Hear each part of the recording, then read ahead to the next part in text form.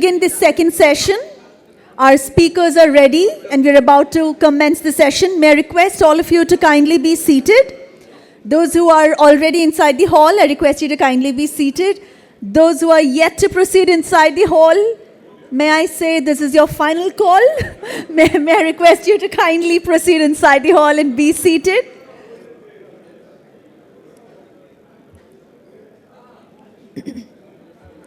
So far, we are doing a great job at being on time. Let's just not deviate right here. So I request all of you to kindly be seated. We're about to begin.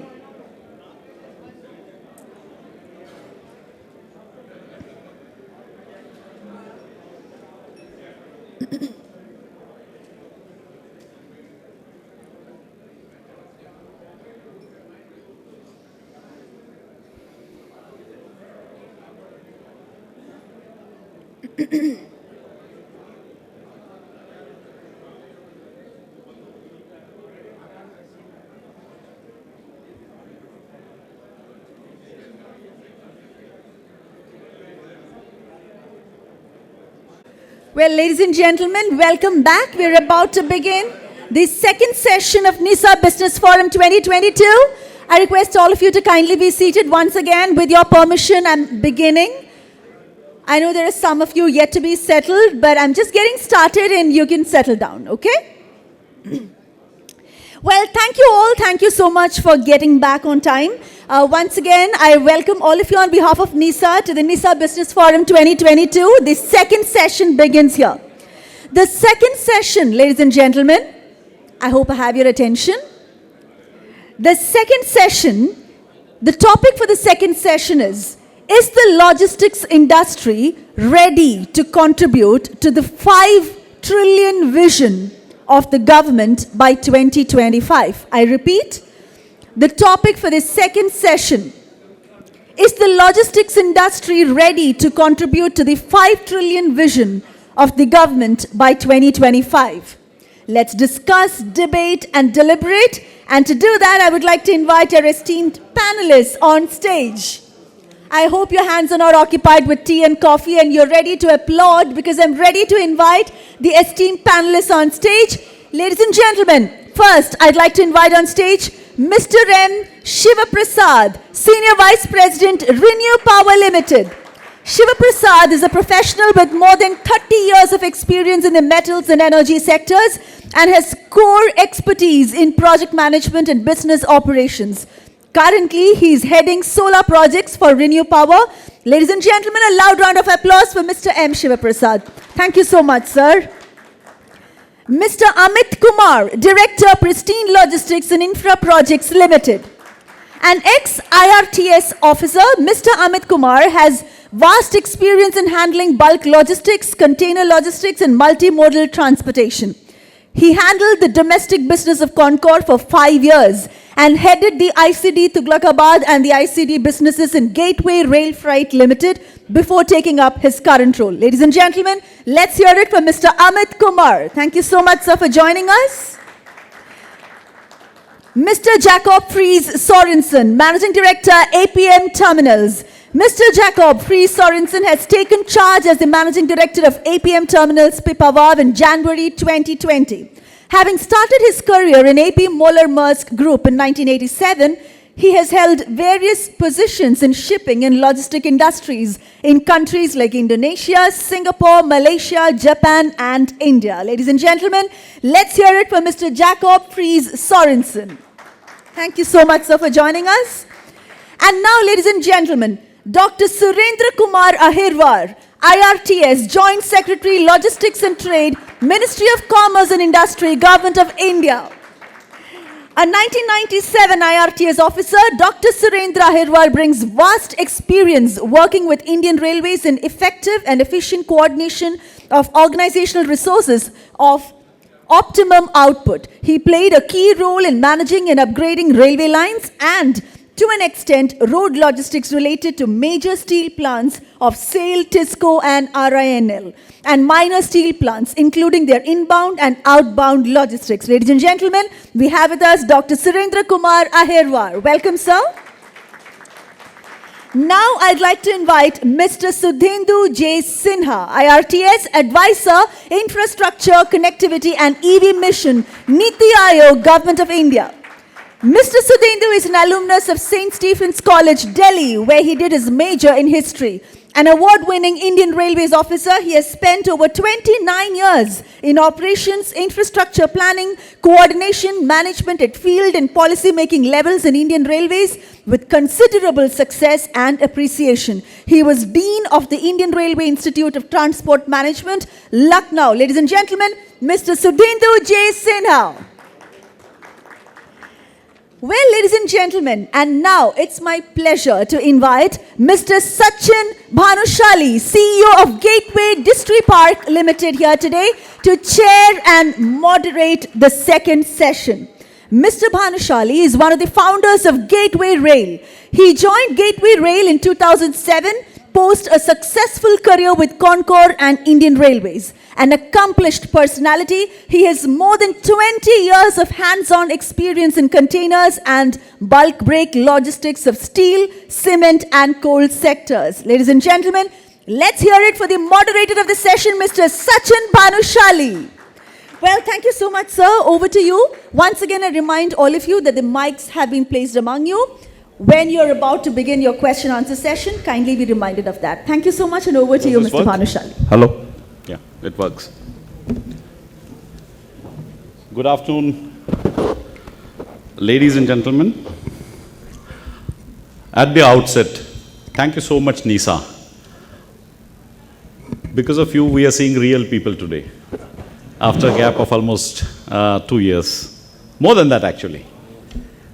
Thank you, Captain Mishra, for organizing this event for all of us and the executive committee members of NISA to put this in place. Colleagues and friends, the NISA Business Forum in its session 2 intends to address the issue, is the logistics industry ready to contribute to the 5 trillion vision of the government by 2025? It's a big dream. But we aren't there if we don't have dreams. And in order to address this issue, address this conundrum, address this paheli, as we call it, we have a panel of 5 distinguished panelists here representing various aspects of the industry. And I don't want to come between you and them to hear about their views on Indian economy, the manufacturing sector, both industrial as well as consumer, and how are we poised to address the stiff target of being a $5 trillion economy and be amongst the top 5 as far as the world ranking is concerned. At the outset, I would like to request everyone, both people on this side as well as that side, to be a little more statistically oriented rather than anecdotal, because anecdotally you may have suffered here and there, but what finally matters is statistically how has it been, so that we have a trade view, we have a generic view of the sector that we're going to, the problem of the sector that we're going to address. A few opening remarks, questions which come to my mind. I know that I will not be able to say anything after these people start speaking. They're going to have the last word on these matters. So, how does the world look at us? Are we capable of becoming an international trade-led economy? That's the first question. Second is the manufacturing sector, consumer and industrial segment part of it, ready for its new leadership role in the domestic and international trade?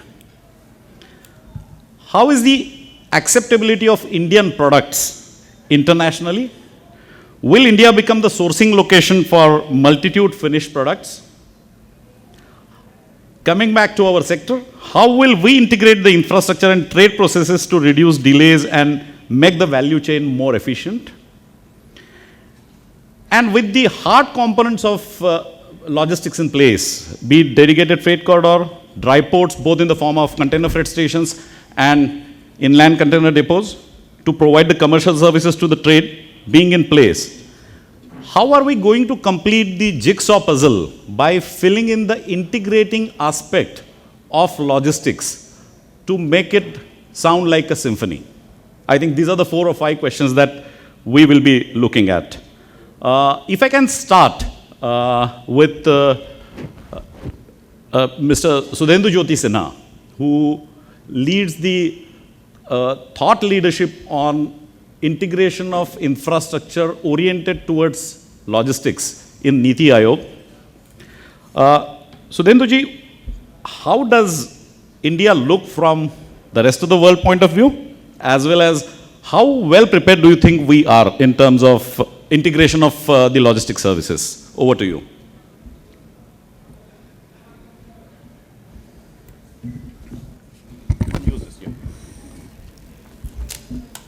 Hello. So I put it this way that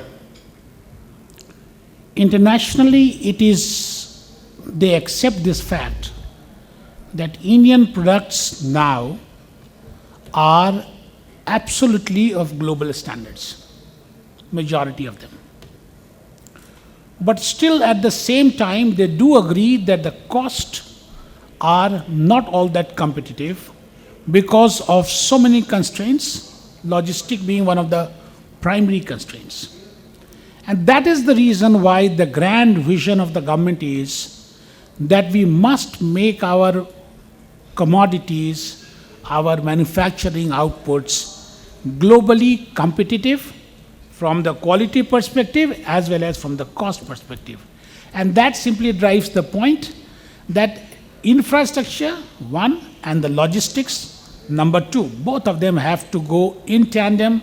They have to be absolutely kind of in sync with each other. Now the current position would be that government has already made a lot of approaches to streamline the infrastructure. So you have got the national infrastructure pipeline, all the infrastructure, they have been consolidated together, singular focused approach is there, 22 infrastructures, 17 of them are they are economic infrastructure, 5 of them are social infrastructure, and roadways, railways, civil aviation, all of them are going on one hand. That is number one. Number two is, in the same vein, the realization is that the logistic part of it, the services part of it, that has to be equally updated so that we are able to achieve that grand aim, what I said, our commodities being world-class, globally best. So that is another approach that is being taken. Now, I'm sure that during the course of the day, they must have discussed the Gati Shakti, and of course, Surendra Hirwar is there, he's one of the author of that. So, that is, the idea is that end to end, we ought to be creating systems, structures, processes in place, and they have to be a class apart so that the products that we pull off, that becomes globally the best. And you often see the Prime Minister saying that this is Amrit Kal, idea being that the next 25 years is a kind of preparatory time, in the same vein as we used to have preparation leave in the college times for the exams. So within this 25 years, we have to pull off all our resources, all our might, strength to ensure that we come out to the best of the global standards. Our products are globally competitive, and I told you both the dimensions of competition, and that is what I would say in response to the question that you asked, sir. Thanks, Sudhenduji. One question which comes to my mind is in setting up the infrastructure overlay of our economy, while we have been doing a splendid job, there are 2 things that bother us. One is that there have been huge amount of implementation delays. The gestation period of most of our projects, just to look at dedicated freight corridor, though the outcome is visible and all of us are enjoying the fruits of dedicated freight corridor already, be it coal sector, which I'm sure must be helping the power sector as well as the logistics sector as such.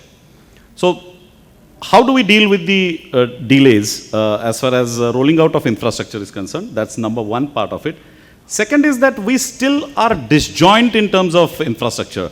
the road infrastructure has to dovetail with the railway infrastructure. The multimodal logistics parks which have to come into the hinterland have to provide a seamless transit of cargo from factory to multimodal logistics park into the port or into the consumption centers.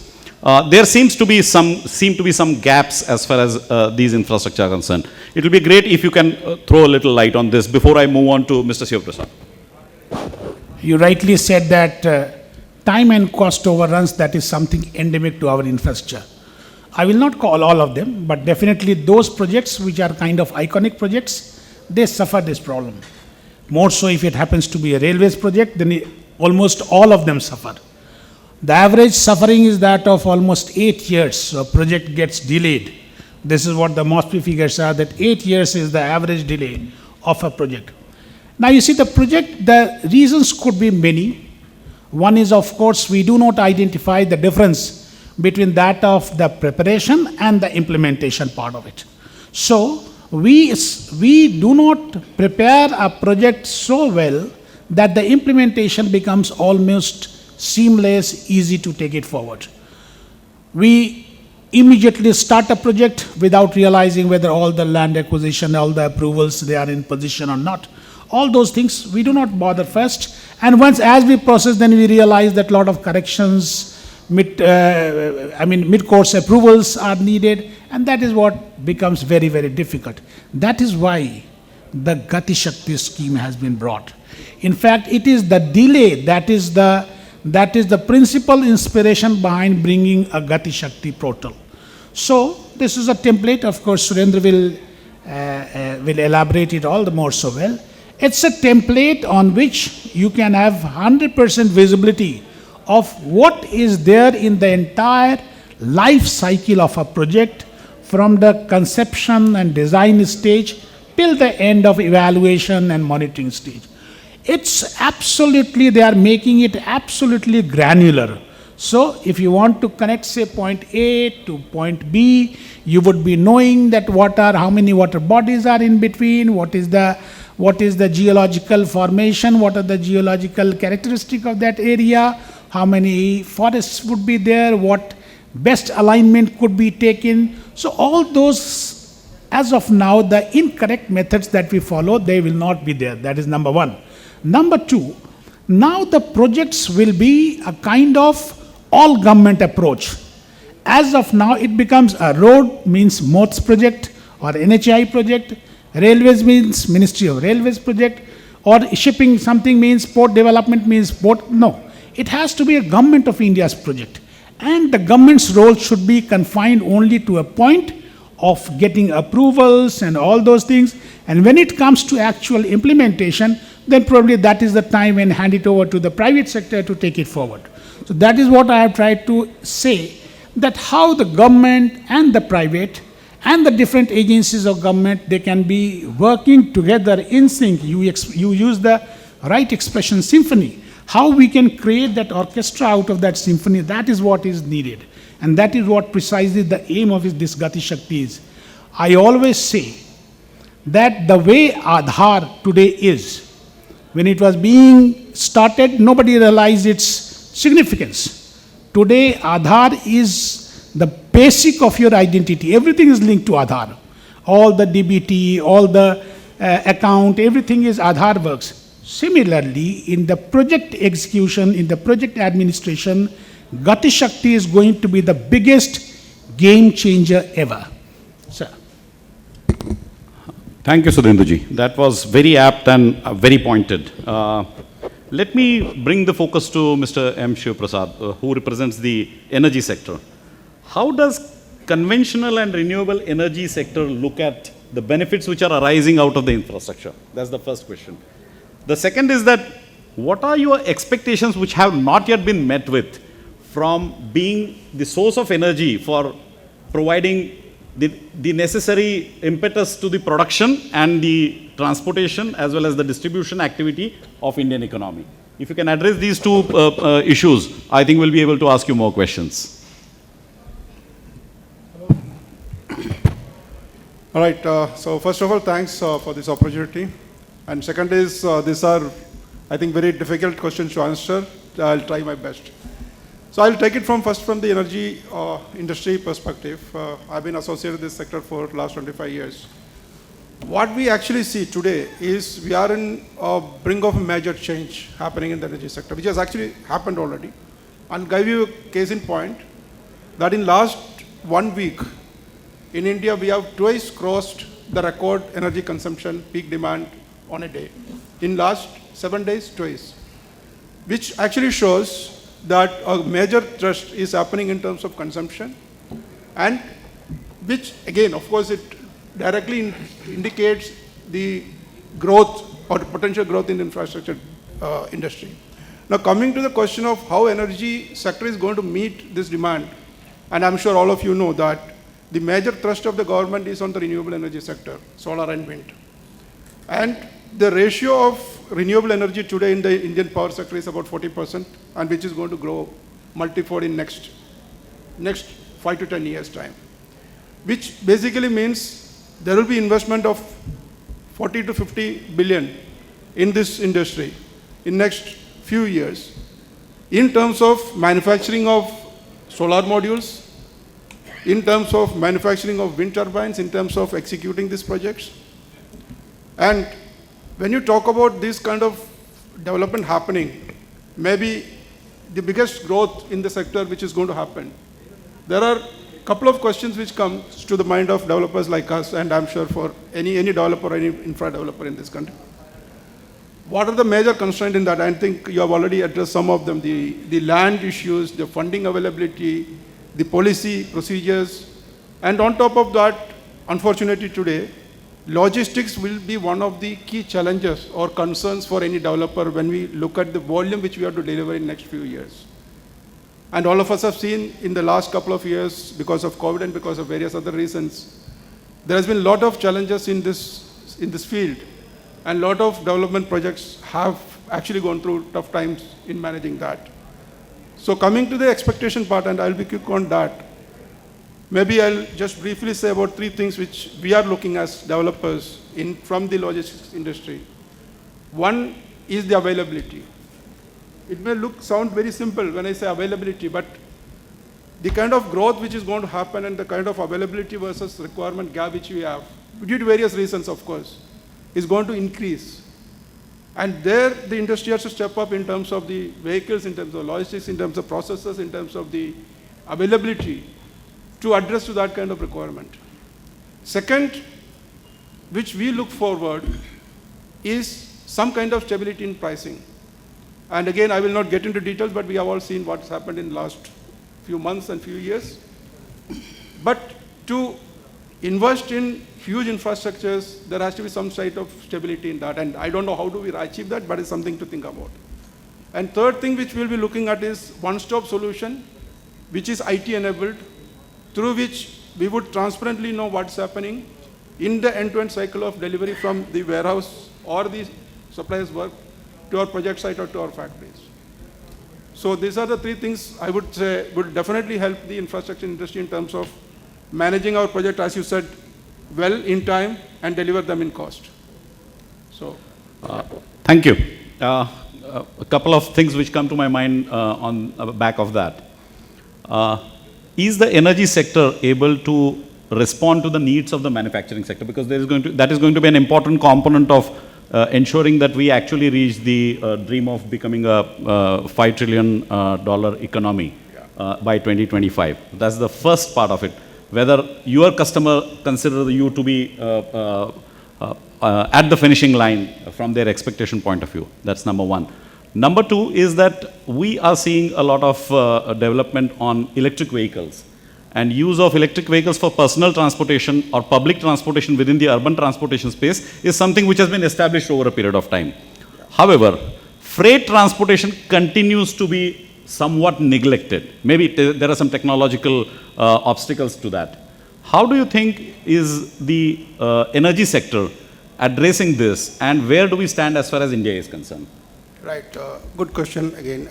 So first is where we stand, India. India is the 3rd biggest consumer of electricity in the world today, after China and US. But we have 2 times to go to reach US, and we have 4 times to go to reach China level of energy consumption. But we are 3rd, which is a good position to be in. Second, are we ready to meet the requirement of the manufacturing industry and the transport and mass transportation industry? The answer is there are three parts of energy. One is the generation, second is the transmission, and third is the distribution. Today, as far as generation is concerned, there is enough capacity available in India, and there is enough plans in India to develop an energy capacity, generation capacity to meet any kind of growth targets which we have. When I say that, I'm talking about 8 to 10, 12% growth even. Second is the transmission sector. There has been huge investment in the transmission sector in the last 15 years, which enables the energy to be brought from the point of generation to the point of mass distribution. Third part is the distribution sector, which is governed mostly by the state governments, state utilities, and that is where we still have a bottleneck, and this has been under discussion for at least 15 years, 20 years. This has been multiple times it has been addressed and is still being addressed. So there is a need for a lot of investment at the state distribution sector level to ensure that the last mile connectivity from the generation to the transmission to the industry reaches there. So if I put it shortly, the problem is not in availability of energy. The problem is getting the energy delivered at the required place of the manufacturer or the consumer. This is where we are. Second part of your question, I will again briefly answer. The only solution for mass transportation which is visible now, other than the electric vehicles which we have, is possibly the hydrogen-based vehicles. And this is an area where there is going to be huge development happening in next 5 years. From a concept stage a few years back, now it has come to a practical reality. There are a lot of investment happening in creating green hydrogen. Creating hydrogen is not a technically very complex thing, but having the right kind of renewable energy to create the green hydrogen is a challenge. And then comes the challenge of storing it and distributing it. So there are experimental models of mass transportation happening with hydrogen in Europe. And I'm sure this evolution is going to be much faster, like what we saw in mobile technology. 10 years back, if you're talking what we are seeing today, we would be surprised. And I'm sure in 10 years from now, what we see in transportation industry through renewable energy will be surprising. That's very pointed, and I think makes the picture a little clearer. A supplementary on that is that all of us are aware that Indian Railways have launched its 100% electrification program, thereby shifting from fossil-based fuels, entirely fossil-based fuel road transportation, to largely fossil-based and renewable energy source by running trains to transport our cargo rather than depend only on road. Once 100% electrification of the Indian Railways takes place, do you think we are ready in terms of the kind of electricity consumption which will arise out of that, both from generation as well as distribution point of view? Okay, so again I'll come to the numbers. The plan of electricity generation in India is, today the installed capacity is 400 gigawatt. From 400 gigawatt, it would be going to 600 to 700 gigawatt of energy in next 7 years' time. Which basically means, again I'm coming back to the requirement, I'm not very sure about, and maybe the panelists can enlighten that, what kind of megawatt or gigawatts would be required for the complete electrification. But again, I will repeat that the generation capacity is very well there in the plan in the future for providing this. And most of the generation will come from the renewable energy sector. But if you're asking exact gigawatts which will be required for that, right now I don't have an answer for that. That's very reassuring, I would say, that even if we switch over to green transport, particularly in the freight segment, Indian economy is ready for that. That brings me, we've dealt with regulatory piece part of it, we've dealt with the energy part of it. That brings me to my old friend Amit Kumar. We've known each other and we worked together for last 22 years. He has an experience in bulk, break bulk as well as intermodal sector, and he has been doing phenomenal work there. So two questions which come to my mind, Amit, are, do you feel comfortable in the space that you are managing currently in terms of providing service to the trade? And subsequent question arising out of that, what are the difficult spots that you face as far as the expectation metrics is concerned from your customers, consumers of your services, as well as the logistics ecosystem, which comprises of infrastructure, whether it is railways, roadways, port infrastructure, as well as the integration of the infrastructure which is taking place by way of electronic medium? Let's take one question at a time. The second question. That's quite, he's always forthright in answering his questions, so that's quite Amit-like. Well, thank you. Good afternoon, everyone. Thank you for having me here. Thank you, Captain Mishra, for calling me and be part of this discussion. I think it was maybe a month ago, Captain Mishra asked me to join, and without much thought, I said yes. It's the paymaster. You don't refuse paymaster, shipping lines. So this morning, I looked at the subject, and 2025 is the target date for achieving $5 trillion economy. Now that this target was given, we were given 5 years to achieve this target. Pre-COVID target, right? Yeah. So I think, just as an aside before I get to your question, maybe I'll interlace the answer to this. I think even if you go by the current run rate, we will not reach $5 trillion by 2025, sure. Maybe it'll take another few years, maybe 3 years, maybe 4 years. We certainly will reach $5 trillion, there's no question about that. How fast we're going to be there is the question, I think, which is uppermost on our minds. India and all of us take great pride at the speed at which we are growing. Now, the question was, is the logistics sector? I visualized Captain Mishra asking, are you ready? And I said, oh my God, are we ready or not? So, the logistics sector, we've heard our previous session, and while I was a bit worried about this question, whether we are ready or not, I'm happy that I attended the last session where, we got to hear about the DFC and what's happening on other infra projects. We heard the Mundra Port guys. So I think, there's a lot is happening on the infrastructure side, and of course, there's a lot of expansion of capacity that's happening. As a container train operator, as a ICD operator, we think that good things are happening and which will help the trade overall. So the question was, are we in a position to deliver the kind of product that we want to give to our customers? So there are two aspects to it, of course. All these questions are very nuanced, and the answers are more complicated. But if you look at what's happening on the infra side, as CTO and ICD operators, the sector as such has created excess capacity today in North India. There's no two opinions about that. A lot of capacities are underutilized and waiting for business to come.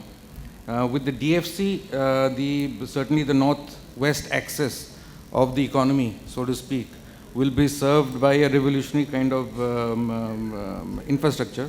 It would be revolutionary to us because we've seen those TKD days, and we see what's happening now. So I think we're looking at almost a 4:1 improvement. So that looks good. The port side looks good. The ICD side looks good. So we've taken care of the terminals at both the sides. We've taken care of. We'll be taking care of the transit issues with the DFC coming in. I think set to go for rapid improvement in services. There are, of course, that's the infra story.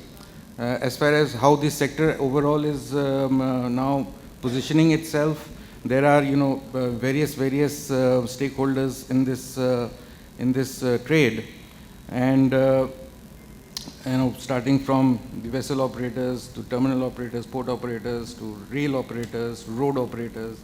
By the way, Gagan really gave a good speech today. I think the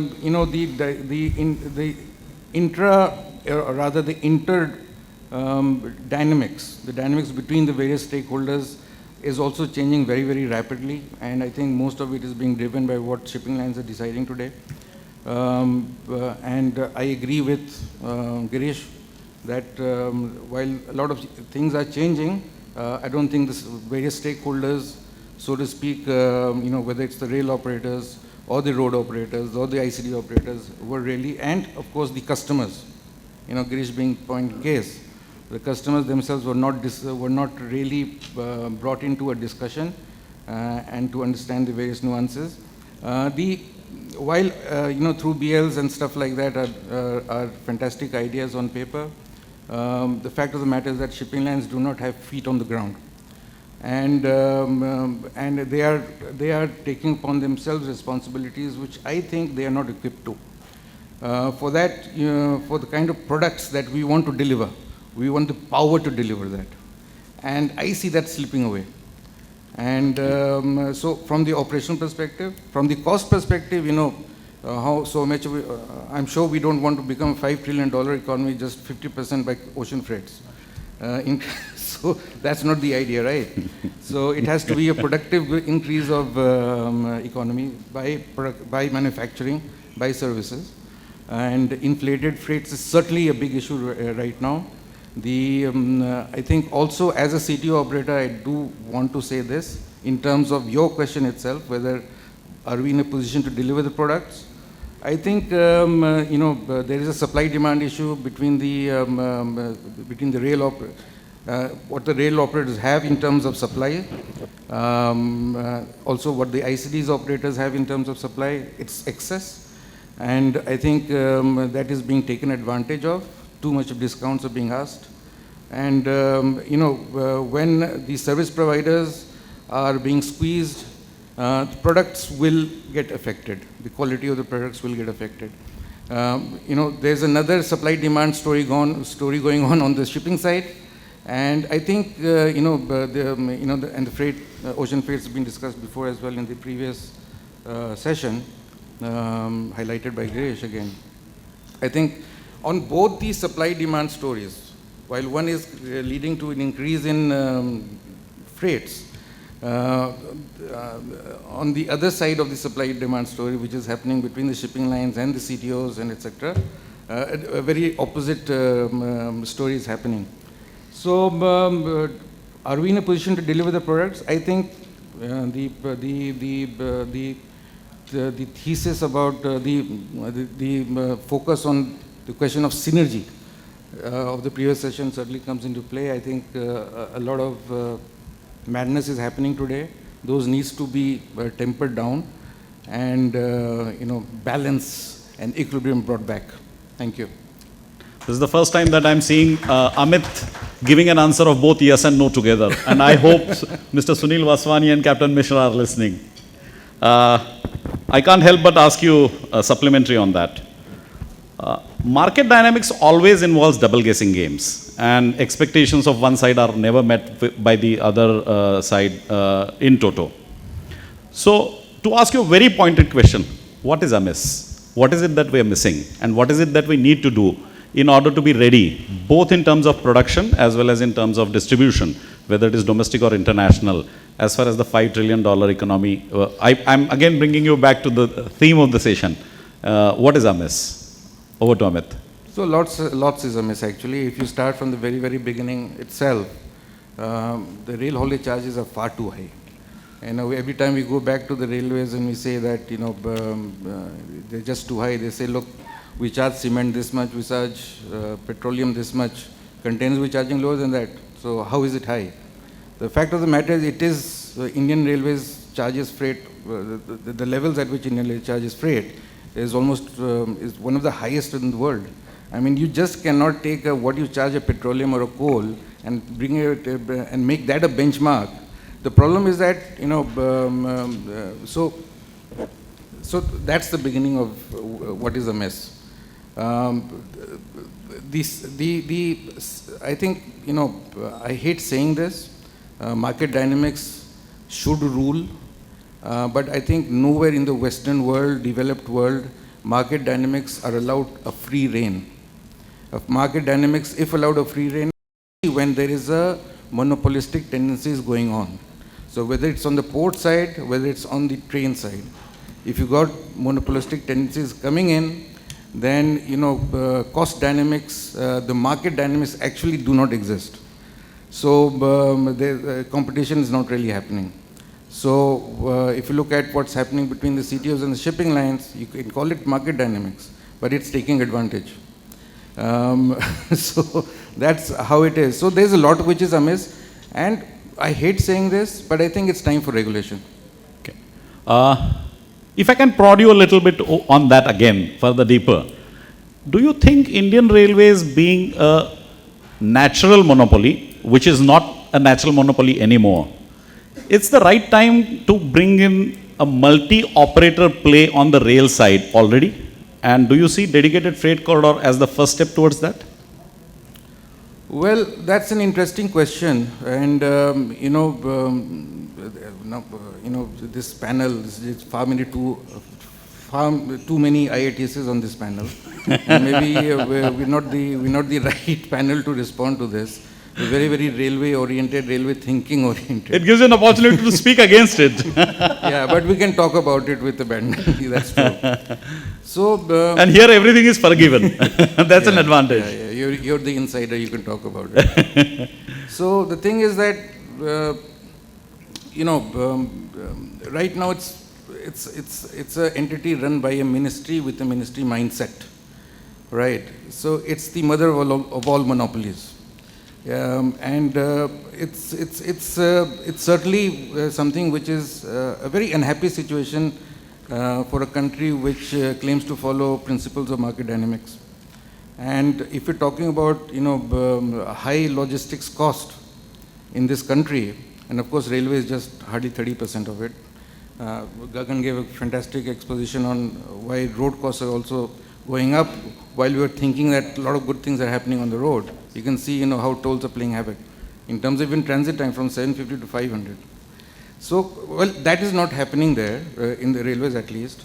But multi-operator, now what's the model? There are models being followed all over the world. It's certainly time for something, some shake-up. And whether it's multi-operator, we've been, as a sector, as an industry, we've been asking for a regulator on the railway itself. But look, all of us know, there are 4 IITs on this panel, all of us know, it's the high operations cost that the railway is operating with, which is leading to this problem. And you have to really go to the root of that, whether it's manpower, whether it's the cost of the asset itself, or the inefficiencies, basically the cost inefficiencies of the railways. Maybe Niti, you can help us there. Okay, just to bring the focus on IRTS, Amit, Sudhenduji, me and Dr. Ayurwar, all 4 of us are from IRTS, and there are quite a few in the audience as well. Railways is going to be main vehicle of long distance heavyweight transportation going forward. Since Amit touched upon the point of regulation, I was actually going to go to Yakub, but I will first go to Dr. Ayurwar. In terms of the paradox that we face, the road freights, inland freights, everything put together in India are quite low, particularly on the road side, as compared to the rest of the world. Our logistics costs are also very, very low. Yet, we say that the logistics cost in India is 13 to 14% of its GDP. Of course, it's a sectoral view. So, can we dwell deep into, let's say, our analytical tools and find out as to why is our logistics cost higher in terms of percentage of the gross domestic product? That's number one. Number two is that since you are the author, as Sudhendu mentioned, of the Gati Shakti, let's say, format that we're talking about, and frankly speaking, including people like me, we still feel that it is mumbo jumbo. We don't understand it as much. So it will be great if you can put a little more light on Gati Shakti as to how is it going to help, one, in bringing out the symphony play of infrastructure, number one. Number two, how is it going to result into bringing down the cost as well as time delays as far as rollout of infrastructure is concerned. And most importantly, how is it going to affect the logistics cost? Over to you, Doctor. Thank you. Am I audible? This functioning? Maybe this works? This, I think it works. Yeah, this works. Thank you. Thank you, Nisa, for having me here and bringing the doings of the industry together. And it's a privilege to be here in the midst of every one of you. Thank you very much for this. And before responding to the two questions that you have asked, though there was a rule that one question at a time, but I'll just like to, react or respond maybe to Mr. Amit's question or the statement which is made by him. I mean, when he said like there's a madness in the market.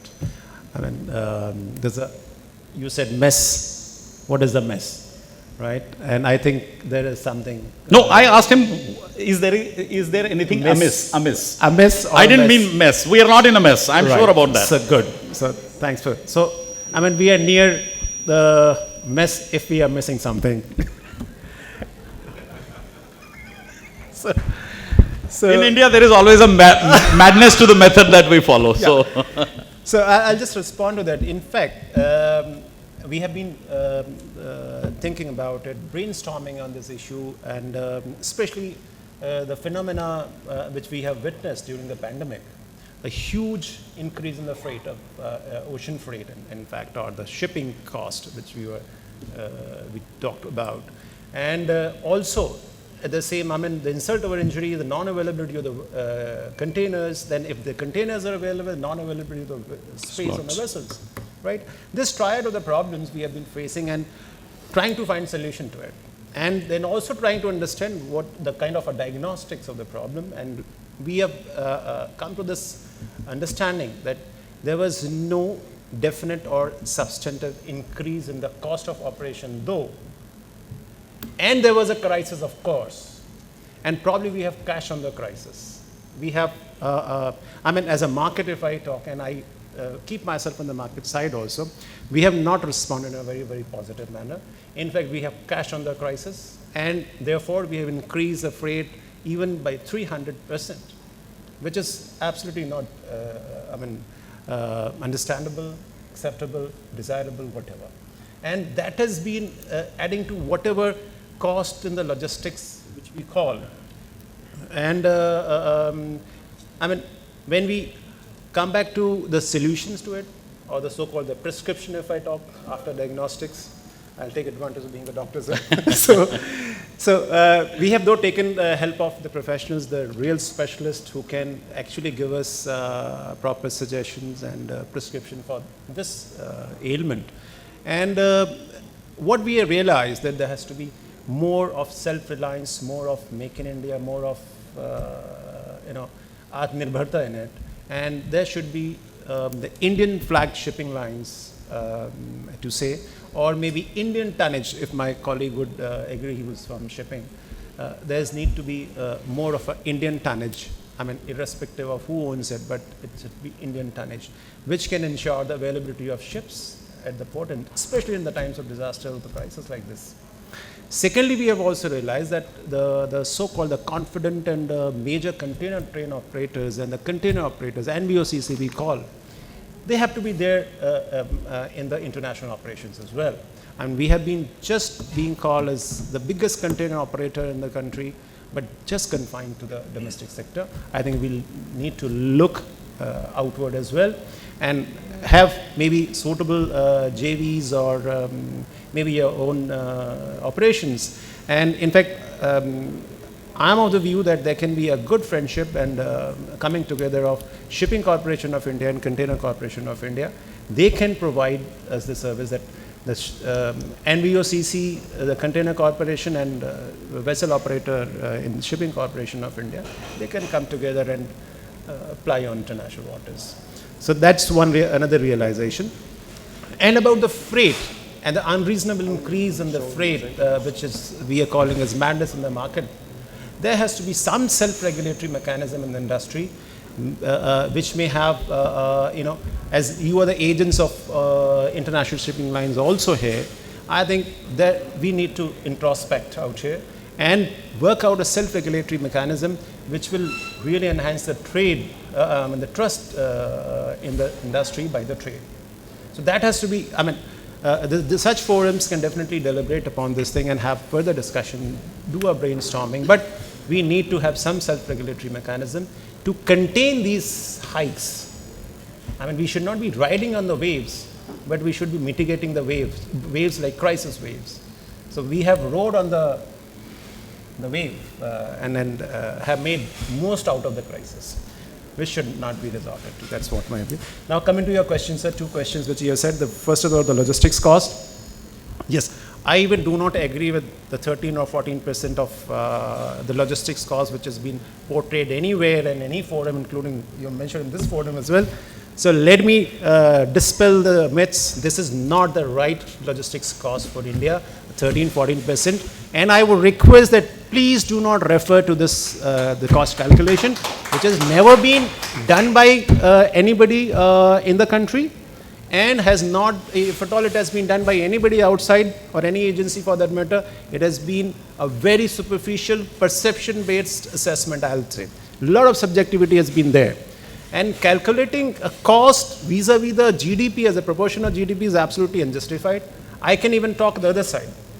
The 13 or 14% is the contribution of the logistics sector to the GDP of the country, which should only increase in terms of quality of the services as well as in quantity of the services, so that you get value added to your sector and therefore contribution to the GDP. Thereby we contribute to the 5 trillion, the dream which we are aspiring for, sir. So this is one, and further, we have had an internal assessment done as well through a very reputed and credible agency in India. There is NCAER. And I'm sharing with you the logistics cost as calculated for all sectors put together and for different regions in the country. The average is coming out to be 8.35% of the GDP. That's one. Secondly, there are, the sector-specific logistics costs. I mean, sector means the commodities, I'll say. It ranges from 23% in case of the agri-commodities to as low as 0.05% maybe for the jewelry or some valuable they are transported. So it has been that thorough and exhaustive study. But yes, we are yet looking for a more rational method for calculation of the logistics cost. We are working closely with MOSPI for that purpose, and we are very soon you would have some criteria or some method for calculating the logistics cost on a regular basis, as we have WPI or CPI calculated. And for that we'll work out some methodology. We are working with the professionals on that. So that's the assurance I can give you on the logistics cost science. So coming to the Gati Shakti, yes, it is the mechanism which has been adopted by Government of India to bring in that required symphony in project planning and implementation. And if I am to use just one word, which and the spirit of the Gati Shakti, it is an integration across the sectors, across the modes. When I say sectors, I would also include the integration between the services and the infrastructure, integration among the services per se, integration among the infrastructure in different modes of transport or other components of logistics, including the warehousing, MMLPs, terminals, etc. We are also looking at integration in terms of geography. I mean, we are trying to integrate the processes of project planning and implementation, which are there being adopted even by the states and the union territories. So there's a definite onboarding of the states and union territories also on this. And all the ministries who are into development of infrastructure are going to work on this digital platform, which is called National Master Plan. Though you may not find a plan on it, but it is a mapping of all projects which are already sanctioned, under implementation, or to be implemented, or even they are not conceived as projects, but they are just into a planning stage. They have been mapped on a digital platform, and this set of data, which is obtained from the ISRO's satellite imagery, and also from various departments, it has the lat-long of each asset, infrastructural asset, on the ground, underground, everything. So planned or under implementation or implemented. So everything is there on this platform, and this platform is the access to this platform has been given to all ministries, departments in the government of India or in the states. They can plan in a very integrated manner. They can also synchronize the implementation of different projects which are either coming in the same geography and there's a conflict in terms of the co-location, or there are related projects which can be simultaneously implemented, maybe pertaining to various other ministries also. They can be simultaneously implemented, and thereby it would reduce the time of implementation, it will save the cost of implementation, and the most important, it would save on the dislocation which happens because of the utility shifting or block, which we kind of have on a daily basis in the railways, So this is kind of a mega block which we are planning for implementing the project or facilitating implementation of the project. Now, Gati Shakti, the Gati of course is being intended to be brought through these processes, and there is also a Shakti to it. Shakti means power, means in the government. There is the administrative structure. ADFS starting from an empowered group of secretaries which consist of 16 or 17 secretaries of various departments of Government of India, and they are the apex and the top decision making body regarding bringing about integrated planning or synchronized implementation of the projects. Below that, there is a network planning group represented by 8 ministries who are called the infrastructure ministries, including all railways, roadways, airways, civil aviation, and inland waterways. Plus, we also have the membership representation of Ministry of Power and telecom sector. So the intention is to use that right of way which is given for one mode of transport, suppose railways. That right of way can also be utilized by roadways, by power ministry, by telecom ministry, and for any other social infrastructure also, which in course of time would also come. So that's what is intended to be the co-location of the facilities or infrastructure development. So this is further supported by a technical support unit, which is there housed in logistics division. So it is a kind of a secretariat of the network planning group doing all synthesis. It is having experts just not from the government. In fact, all of them are almost all the subject matter experts are being taken from the market. So all senior people, experienced individuals in the industry taking from whether it's IT experts or road expert, railways, legal, PPPs, whatever. So all kind of experts are there in that. So there are 14 subject matter experts in the TSU, and also we have 7 directors on it. So it makes a body of 21 executives who would be acting as a brain to this entire arrangement or mechanism of Gati Shakti. So there are a lot to talk about, but I think we'll fall short of time. So I can address the specific questions around this if you want. Yeah. Thank you, sir. That makes it a little less mumbo-jumbo than I thought it was. But the proof of the pudding is in eating it. So we'll have to wait and see what is the outcome of Gati Shakti. And I'm very positive. I'm not cynical there. I can't help but ask you a supplementary, Doc. Yeah. 13 to 14% logistics cost is not my number. It is in Government of India's economic survey published year after year. I completely agree with you. 13 to 14% of GDP is the sectoral representation. However, it has been endorsed by World Bank in its reports.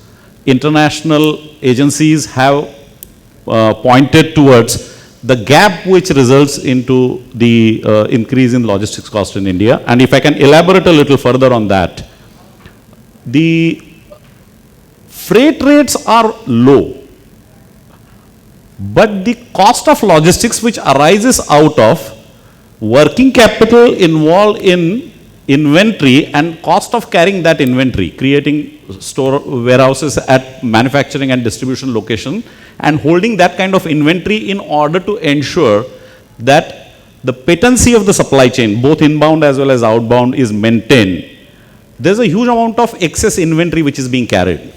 Indian Railways, in fact, are blamed. And when I was a part of Indian Railways, we were blamed for that, that Indian Railways is practically warehouses on wheels. At 24 kilometers per hour, we are practically carrying a large amount of inventory on our wheels, still transporting it. So inefficiencies arising out of the transport infrastructure, be it road or rail, results into increase in this cost. And there is definitely a case for reducing that. And if I think the dream of Gati Shakti does play out well, I'm sure this will go down. So that's I would say the response to the 13 to 14% part of it. And since everyone accepts that, let us start accepting that rather than defending by saying that that is not the number. But more importantly, what brings me to you is the point that Amit made. Regulation is necessary, but at the same time, I'm not speaking in defense of the shipping lines, but shipping lines say that we have been bleeding for want of regulation when the market play, because the price is always determined by the market, and the demand supply play was resulting into practically all the shipping lines bleeding for a very long period of time. And this is probably the first time they have been able to recover their cost and be a little afloat. They should always be afloat, the shipping lines. So, bringing back, let's say, a pointed question to you, is that will regulation take place on the international waters? And if it does take place, will it provide any protection to the shipping lines to ensure that they meet all their costs while they are not allowed to make super profits? Sir, I made out at the outset itself, I'm not for regulation by the government. Right? I said self-regulation. Self-regulation to the extent you think it should be regulated. Let the market be regulating itself. I mean, if Doc, I don't think it works. Doc, I don't think it works. That's what the market speak. I cannot stop expecting that. I agree. From the market, Yeah. right? I can at least expect that there should not be a madness in the market. Okay. So I'm just urging that can there be a kind of self-regulation within the market to prevent the madness only. We are not talking of the normal fluctuations which takes place. The madness, I'm saying time and again, because it's a madness during the crisis which was seen there. And where everybody was trying to do their bit, contribute more than what they can actually to mitigate the crisis. If one segment is seen as making only profit, there's a problem with that. There's a problem with that. There's no doubt about that. I'm just talking about that. Again, I'm again reiterating this thing. We are not for the regulation from the government side. Try. If you say that there is no sense in self-regulating ourselves, fine. Probably we need an independent regulator for that in that case. No, standing aside the government. You decide among yourself. There are ethical standards of every trade. There are ethics in every trade. Open those ethic books. Try to live up to them. Or else you say that it's not possible, we will not do. Fine, accept it. And let's not crib on that. That brings me to Jakob.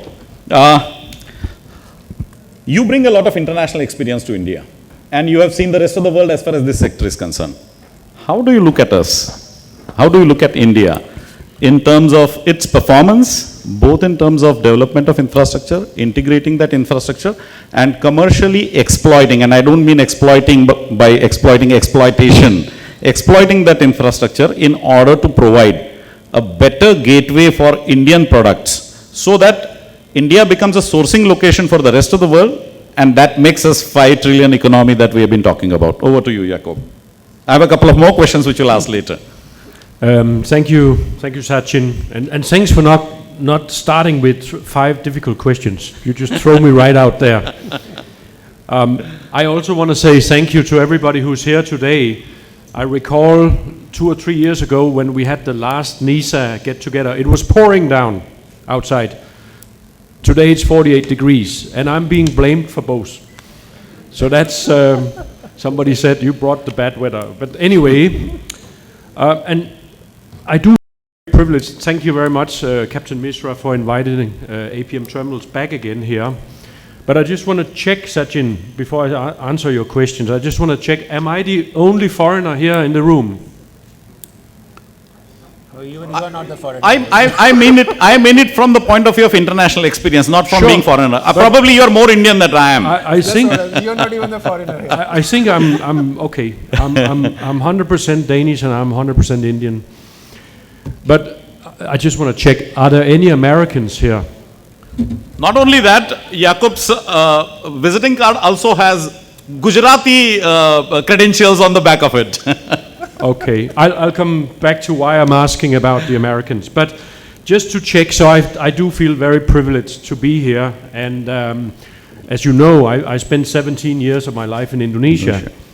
And I've been saying in Indonesia to grow, and I've been active in the European Chamber of Commerce. I've been looking at the comprehensive economic partnership agreement with the European Union and so on. And I keep saying infrastructure, infrastructure, infrastructure. And it's basically three things. It is physical infrastructure, it's education, and healthcare.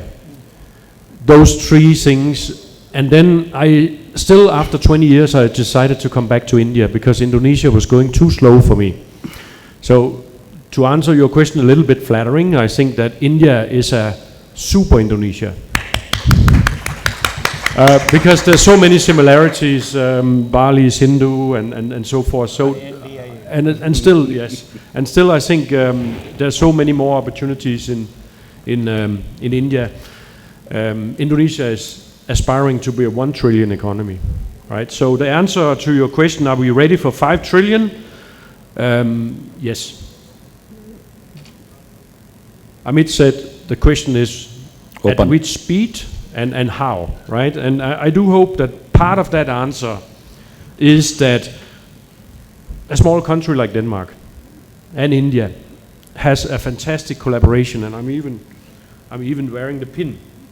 Great. Where next week also your Prime Minister Modi will visit Copenhagen, and I think there's going to be some really, really exciting discussions about how we can drive some of the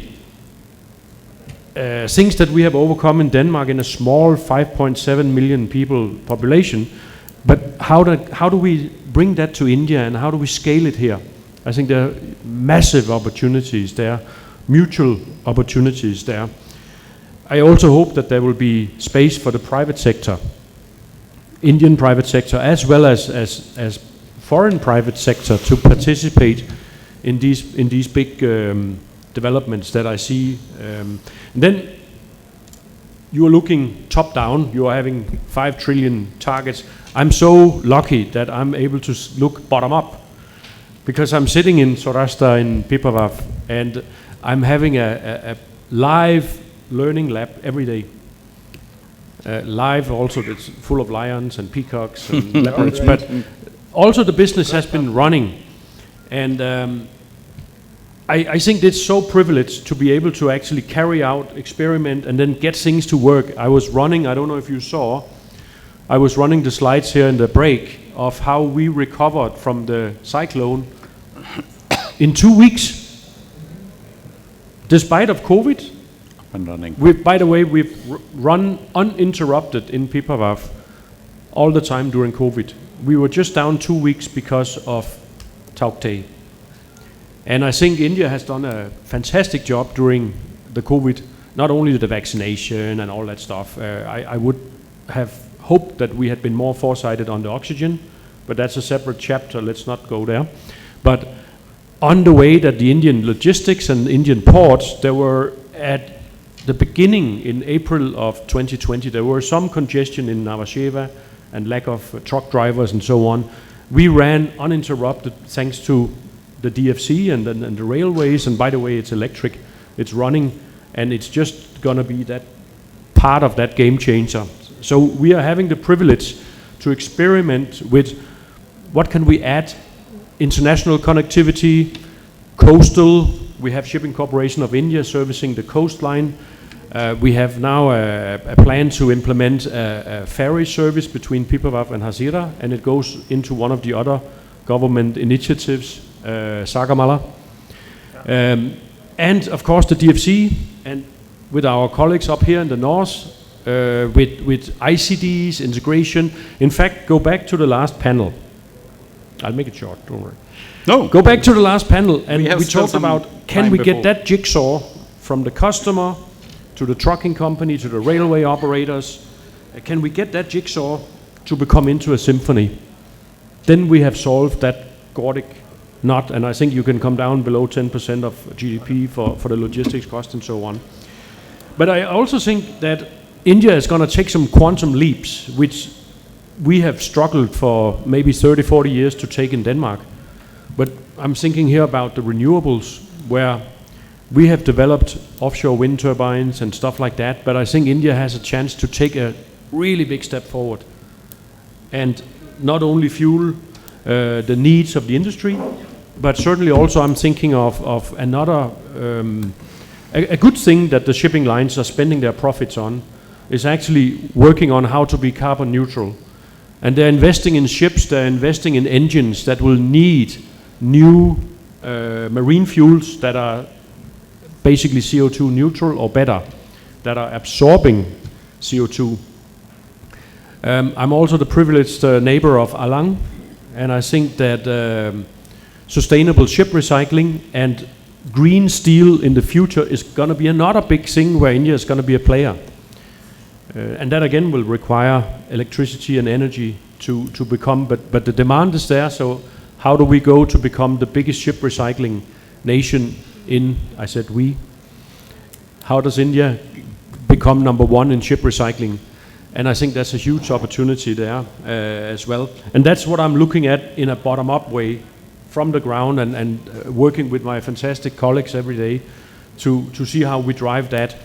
We are upgrading our infrastructure for LNG and LPG, and we have done fantastic records with the rail operators where we are transporting the LPG by rail now, and it's reaching villages all over India where they can use LPG instead of cutting down the forest. So I think that's a privilege to be part of that bottom up. But coming back into some of the logistics things here, I do believe that the DFC is a game changer, and it's running. I just want to make sure that people are not misunderstanding. We are not waiting for Maharashtra to be attached to this.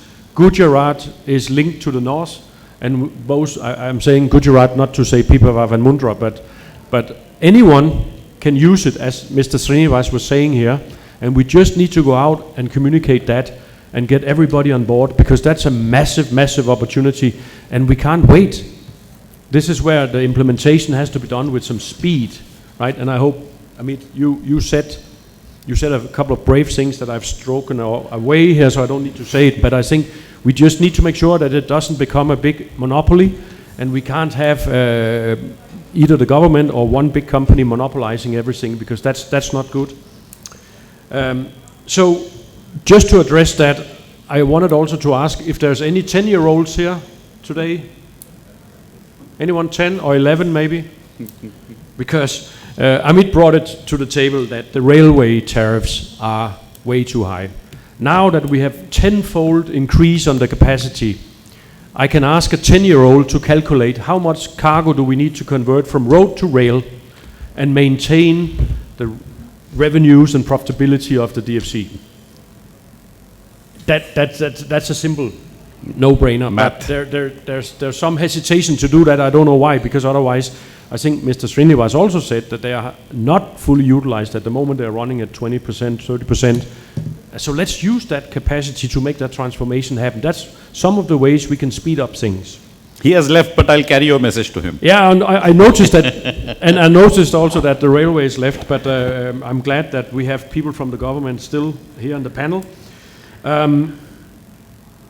There is one more thing that I would like to say, but I was just running over my notes here. I think India actually have the opportunity to go from just in case to just in time, and becoming a very competitive logistics, attractive manufacturing hub for international business.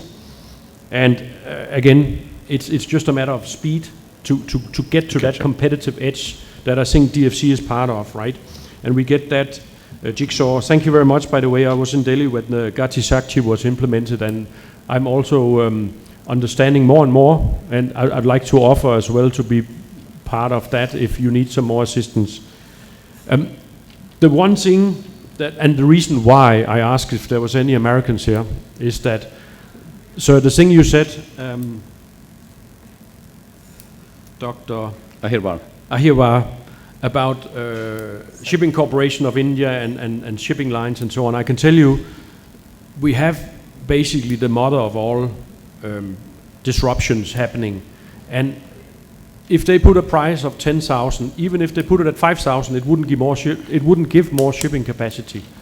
But the real culprit is actually the Americans.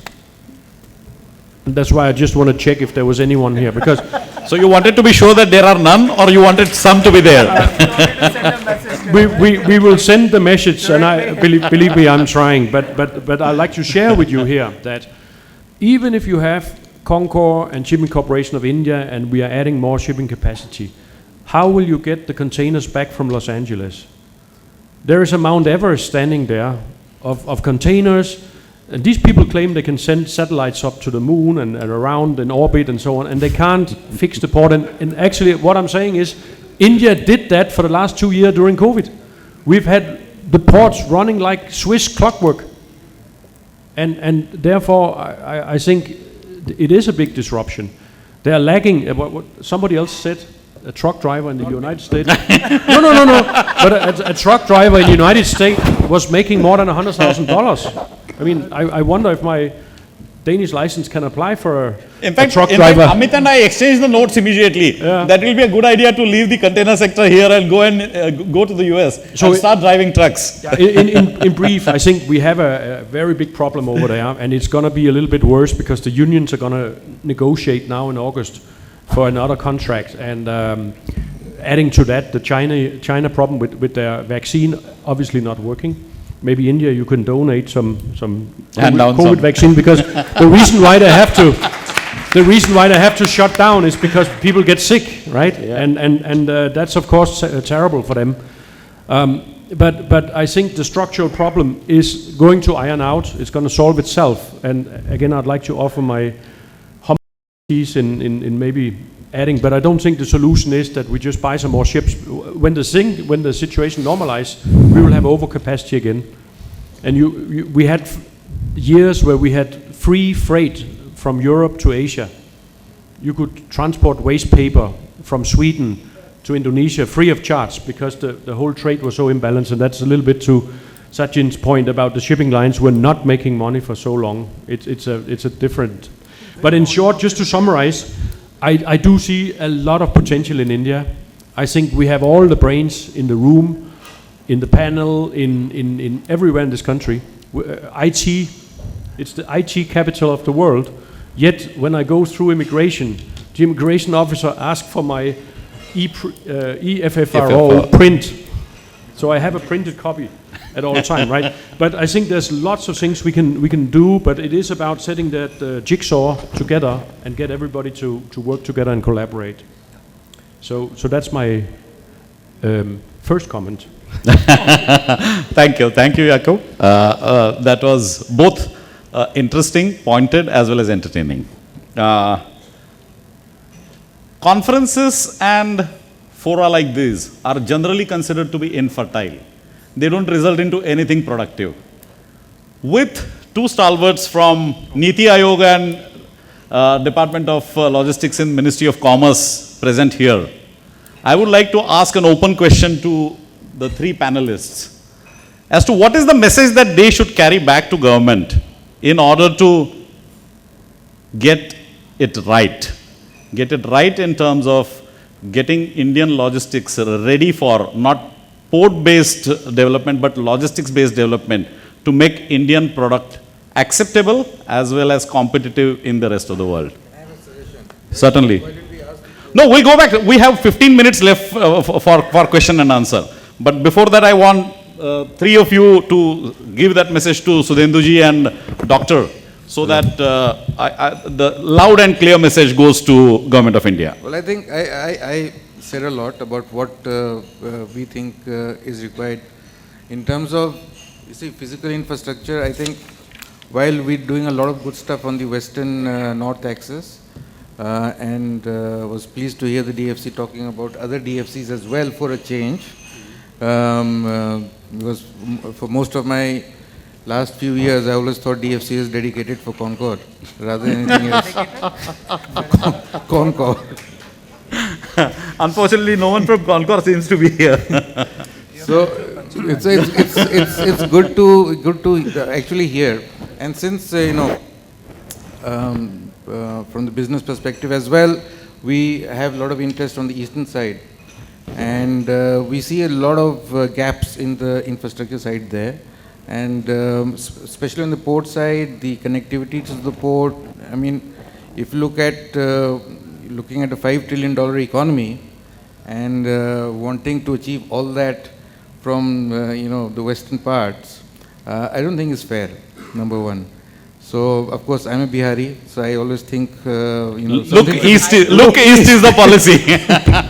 all right, so That's our political. yeah, and something needs to be done for Calcutta. Otherwise, He's suffering at the hands of Calcutta. That's the reason why he's saying and this. No, it's not about me. It's about the exporter. It's about the exporter. There are fantastic entrepreneurs that side of the world as well. And for me, it's very painful to see an exporter from, let's say, Siliguri traveling to JNPT.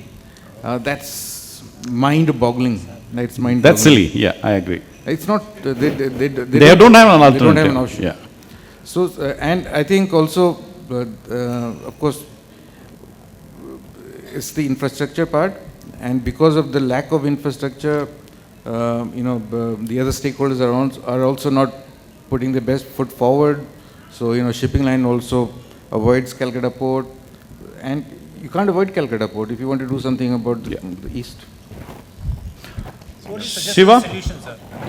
Just to take that message, clear message. What do you suggest to prevent this situation, which you are saying, like the exporters moving from east to west? So from the rail, how do I prevent it?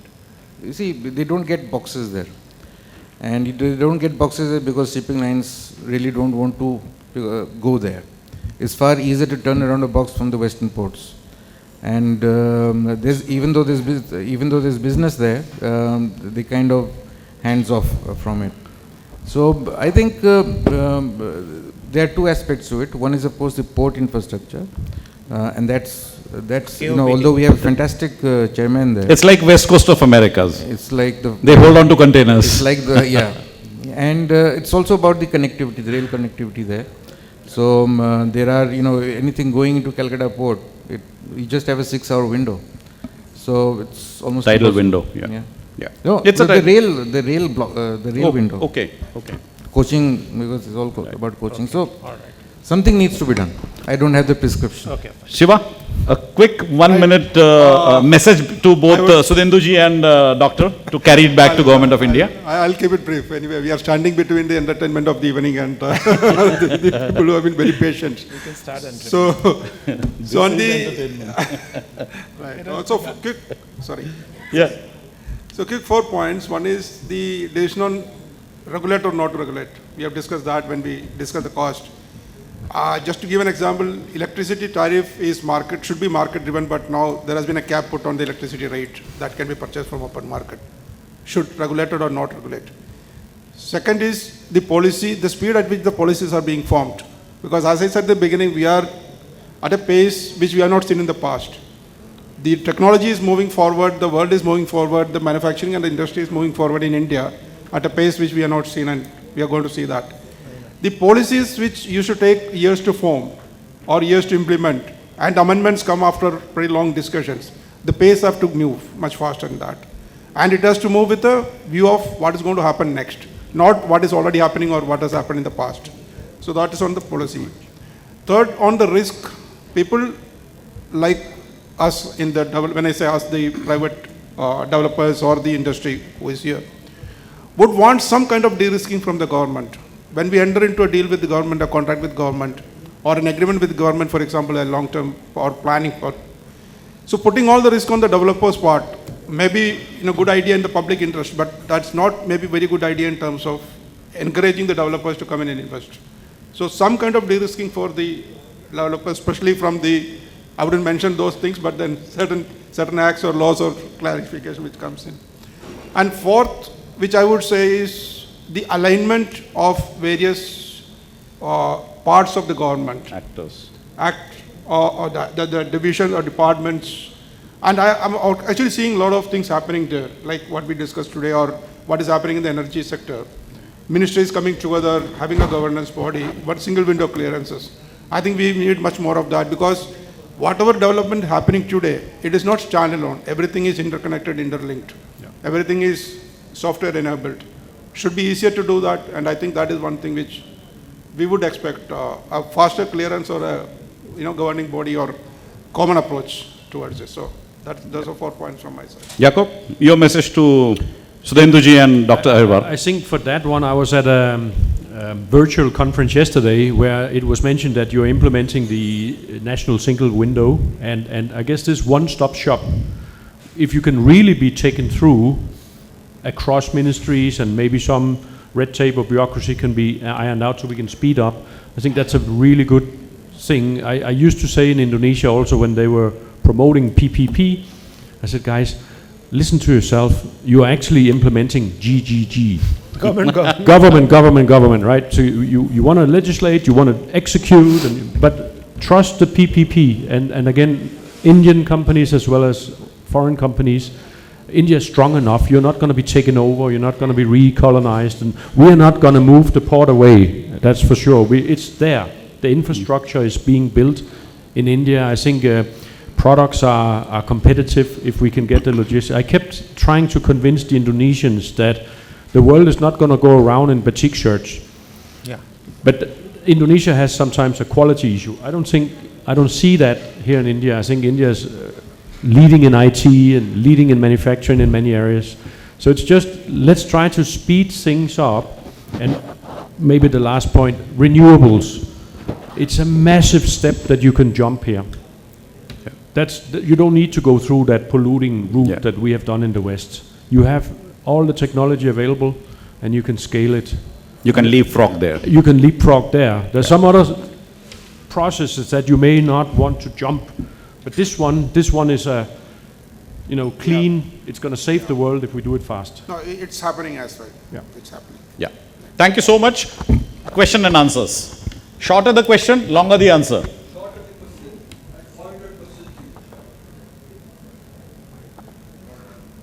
It has to start with Rama.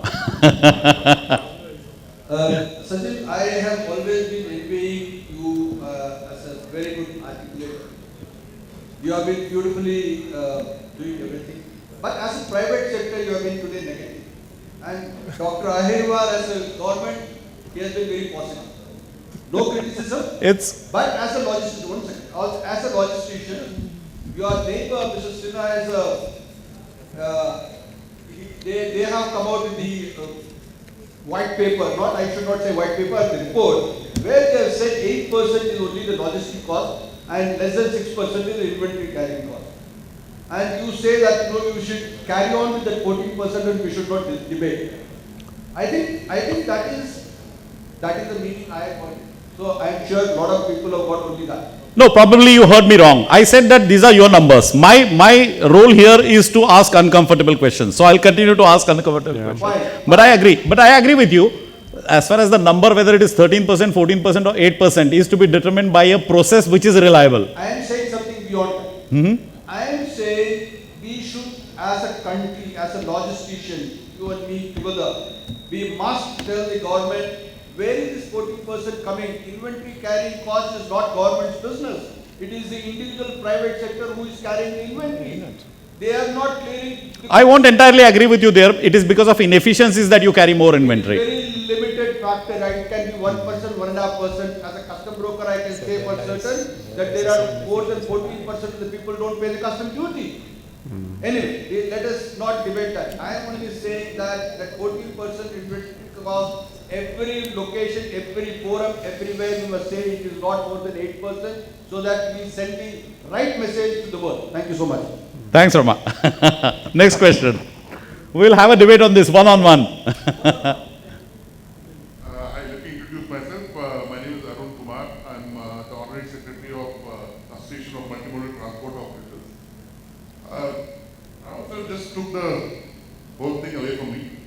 First one, on two accounts, I compliment Dr. Agarwal.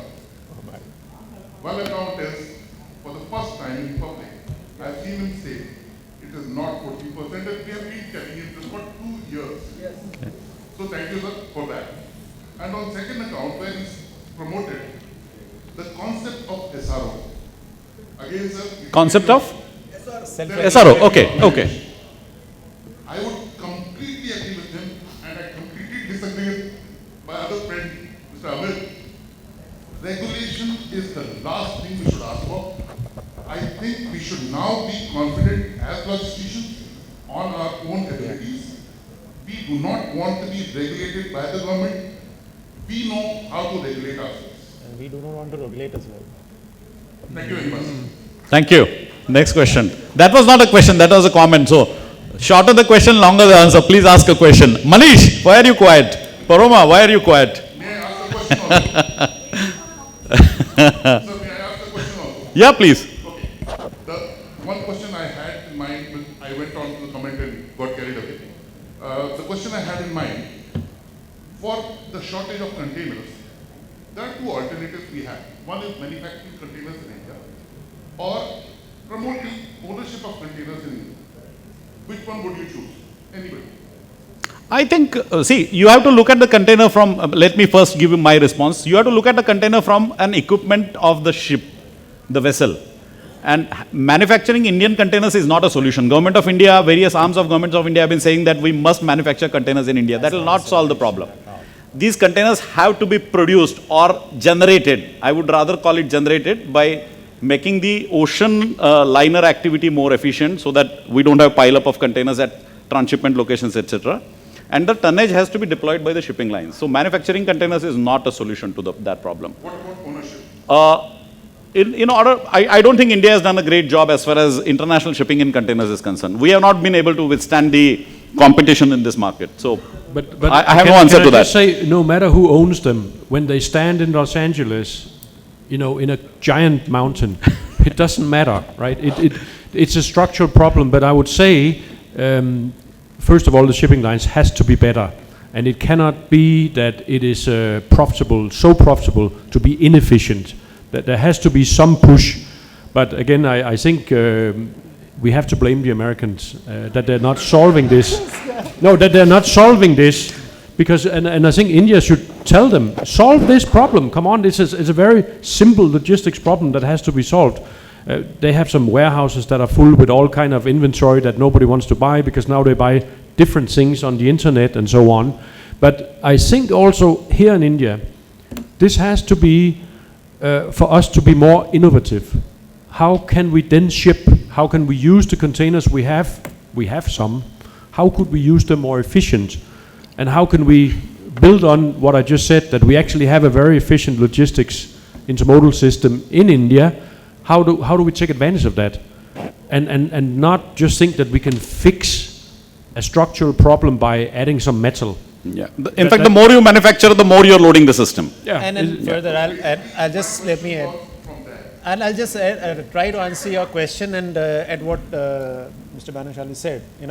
I just do not agree on one more point which you said. It's not shortage of container. It is non-availability of containers which are there already in circuit in surplus also, in abundance. Yeah. And that's why you say the shipping lines have been bleeding. Roll it over. And they have been having a lot of assets which were not optimally utilized, and therefore they were not able to make profits out of that. In fact, they were making losses into that.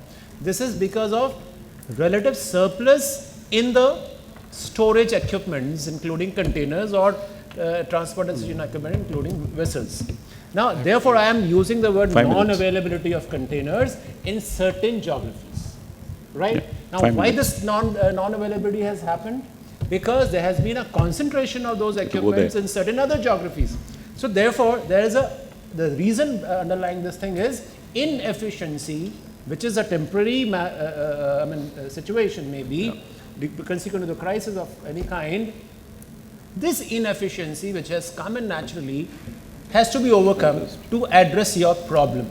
Now, today only I was reading a news item wherein it was saying that container index has improved, the availability of container on Indian ports has improved as well, the freight has also started coming down, right? We have not added any container. No. Manufactured in India. The normal mechanism. Right. Now, Yeah, secondly, what do I do with a container produced by me and even given to a container corporation of India or any private container operator? They are not taking it beyond the seashore, Yeah. beyond Indian ports. So, do I have to create containers, manufacture containers for just domestic sector? Container is a vessel. Is there any shortage in the It has to be domestic shipping line equipment. sector? Therefore, I think we should not unnecessarily waste resources, which are precious, for manufacturing containers, and it is simplistic assessment of the problem and the solution, therefore. Doc, let's have more questions. We have Shashi is waiting there at the mic, and I would request you, Paroma, to go there. Hello. Shashi. Hello, I am Shashi Nair, Vice President of NISA. My question is to Dr. Hairwar. Under the PM Gati Shakti initiative, is there any target set for reducing the logistics cost? 14 versus 8.5 or whatever it is. He is disputing the 14% itself. No. I mean, for my setting of target, I am even keeping that logistics cost to 25%. I won't mind a 10% or 10 number increase or points increase in it. So we are working with an objective, which is like, solving the problem of 25% of the logistics cost, which is there prevailing, and to bring it down to 5%. Right? So if you talk of the target, now I cannot give any number which can be considered as a reference number, since I do not agree with the 14% again. And I also, you may not agree, or universally it may not be agreed that logistics cost is 8% also. Right? So whatever it is, the objective is, governments through the policy cannot set target but set objectives. Yeah. Right? So we are setting an objective to bring down the logistics cost to whatever lowest possible it is, to make our exports or our domestic economic activity more efficient and cost effective. Mr. Manish Puri, the grand old man of intermodal sector. I'm not old, I'm younger than you are. Grand old. So I don't mean old by that. You started off by saying you wanted to talk statistics, right? And we've been talking a lot of stuff here about Anecdotal. what we want and what we desire. Little anecdotal. So let me touch upon one thing. I want to bring some numbers here, and I'm not going to take too long to make a point. India represents 2% of global trade. Yeah?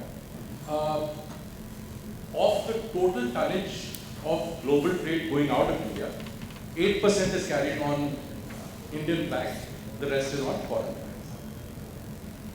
It is 20% more expensive to carry a container on an Indian flag vessel as compared to carrying the same container on a foreign flag vessel. So why would Indian flag business flourish? I think that's the problem we need to address. I do not feel, Dr. Hairwar, I beg to disagree with you. I do not feel that promoting an SCI or a Concord is the solution. That is exactly what Jacob said of us going towards GT. If we can't solve the problem, let's try to do it ourselves. So there was a time when the government of India used to make bread. I don't think we should be going in that direction. But this 20% gap is a gap that needs to be bridged. I'm not saying make Indian tonnage cheaper by taxing it less, and I'm not saying make foreign tonnage more expensive by taxing it more. But a level playing field is a level thing. The same issue would apply when we talk about the container sector or the inland container sector. The field is not level. There is one large player. The large player has been given advantage after advantage, starting from the day that the private sector was invited. Now we're talking about divesting that large player by giving it further advantage. So I think if there is a message that needs to go back, it is, yes, you need to trust the trade, you need to trust the business, but you need to trust it in such a way that they are allowed to be efficient. And finally, just one last point. I do believe that there is a need for regulation. I do not believe that anything like self-regulation occurs or can take place anywhere in the world. With all my friends in this room, I think it can never work. regulation is always about independent regulation. The government sets up the framework, steps out, and lets an independent regulator look at certain issues to make sure that nobody is taking advantage. You build institutions and let the institutions function. Thank you. Yeah, Paroma.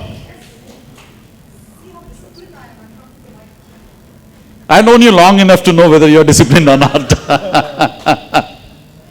this question is you mentioned that there is a group of 60 secretary level officers who are now Little closer to the mic. working together to work towards that issue. Can you give us a few examples of what they have achieved? Yeah. Should I respond to this? Yeah, please. Yeah. I mean, of course, it is too early to measure the performance. It's hardly 3 months old mechanism or institution which is developed as Gati Shakti or PM Gati Shakti, National Master Plan and all. But yes, we have seen results or the early signs of the so-called the results, right? There was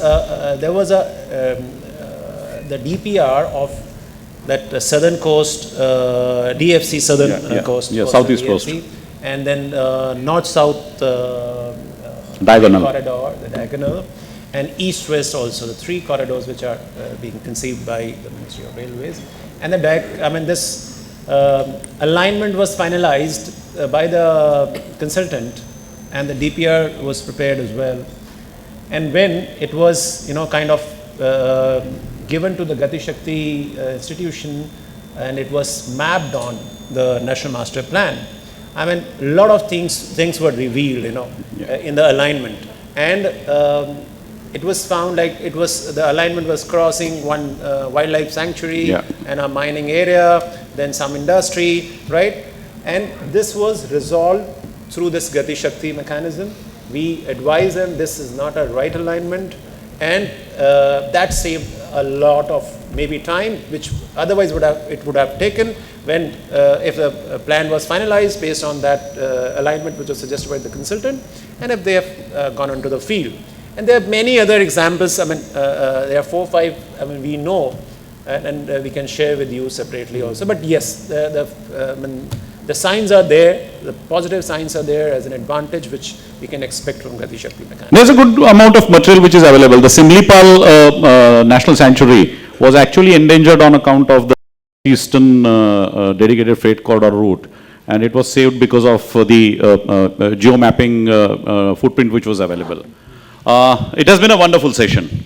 Couldn't have been more interesting, couldn't have been more pointed, couldn't have been more entertaining as well.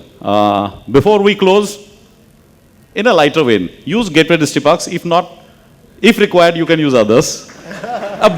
A big applause for Amit Kumar, Shiva, Jacob, and not the least, Dr. Surendra Ahirwar and Sudhendu Jyoti Sinha. Thank you so much, and you have been a wonderful audience. Thank you, sir. Thank you. That's the signal. I thought that was a firecrackers to mark the end of that amazing session. All right, I think that was what you call infotaining. It was informative and entertaining. Thank you so much, gentlemen. You made it so remarkable. Thank you, audience, for being, joining in the fun and laughing and the entire effect of being together.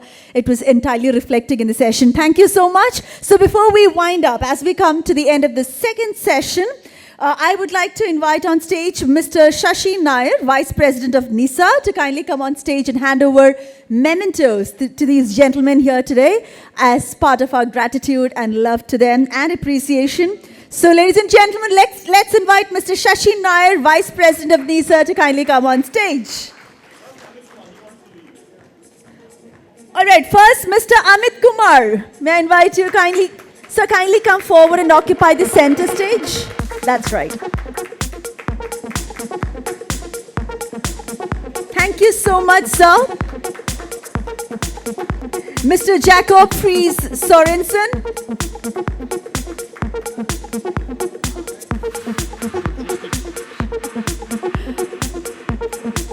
Thank you so much, sir.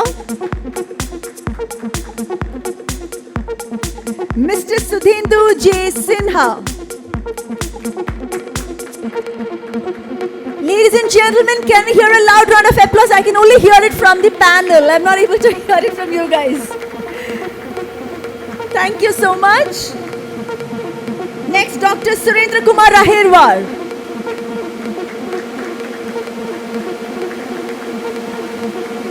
Thank you so much, sir, for being with us.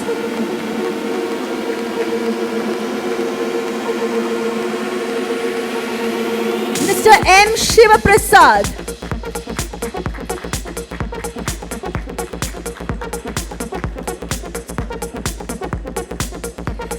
Thank you so much, sir. And of course, to our very articulate and extremely informative and the way he moderated the entire session, Mr. Sachin Bhanushali. Thank you so much, sir, for making it so beautiful and so entertaining. Thank you, sir. Well, sir, could you please stay back, Mr. Shashi Nair? And may I request all the gentlemen on the panel to join Mr. Shashi for a photograph, please. Yes, ladies and gentlemen, let's just give them a really, really loud round of applause. These are the panelists of our second session, second and the final session of the day. Yes, there is an audience demand here for Captain D. Mishra. Well, let's welcome him on stage.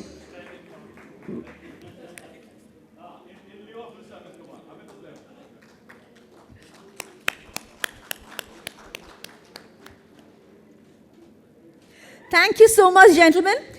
Well, I would request Captain D. Mishra to kindly stay back on stage.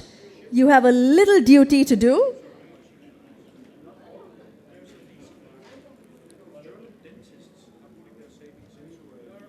So, ladies and gentlemen, that brings us to the end of the second session. We do have something extremely unique and entertaining awaiting us after the session. Of course, next what we have is felicitation of our dear sponsors, without whom this session would never have been possible, this event would not have been possible. But after that, we have something interesting. I can't wait to announce that. Thank you, gentlemen. May I kindly request you to occupy your seats? And I'd like to call up on stage President of NISA, Captain D. Mishra. I hope he's on stage already. He's there. Okay. Well, ladies and gentlemen, as I repeatedly kept telling you, this event would never have been possible without the kind support of our sponsors.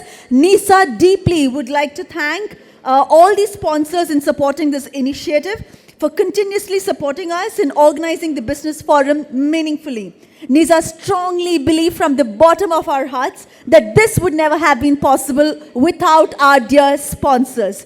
I request all of you to put your hands together for our dear sponsors.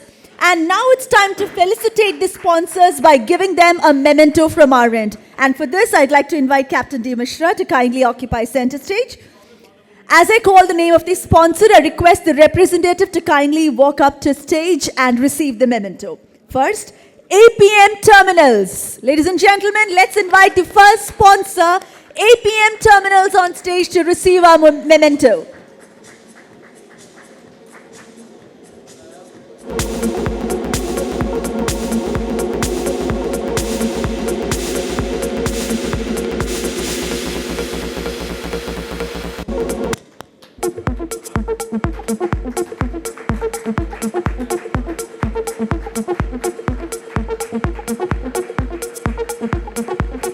Thank you so much, sir, for your support, and looking forward to the same support in future as well. That was APM Terminals.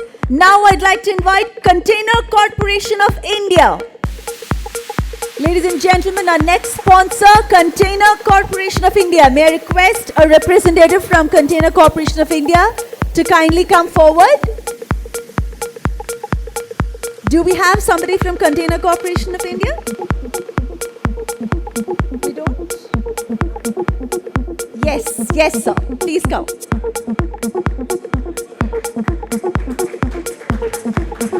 That's a lot of cheer. Thank you so much. Thanks for all your support. Our next sponsor, DP World. Thank you, sir. Our next sponsor, DP World. May I request the representative from DP World? He's walking up on stage. There he comes. Thank you so much, sir, for your support.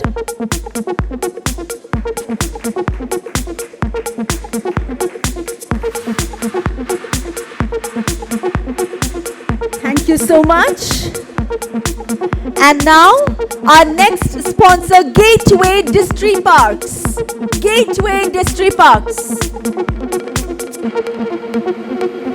Do we have a representative from Gateway Distillery Parks here? All right, okay. Well, ladies and gentlemen, let's give her a loud round of applause.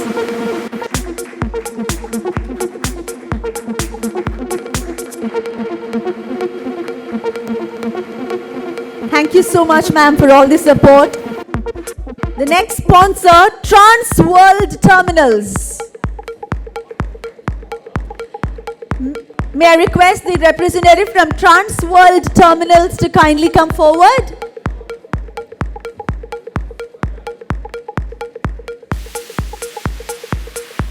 Yes, there he comes. Thank you so much, sir.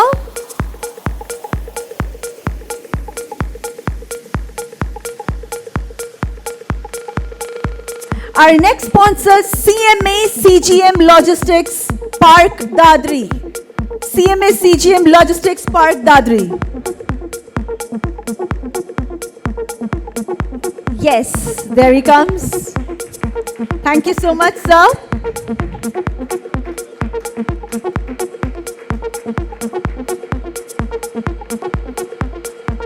And now I'd like to invite our sponsor, Adani Ports and Says. Adani Ports and Says. Yes.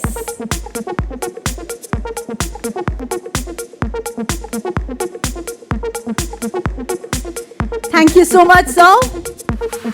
Adani Ports and Says. Our next sponsor, ladies and gentlemen, is All Cargo Logistics Park. All Cargo Logistics Park.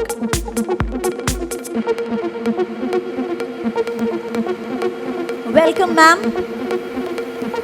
And thank you so much for your support.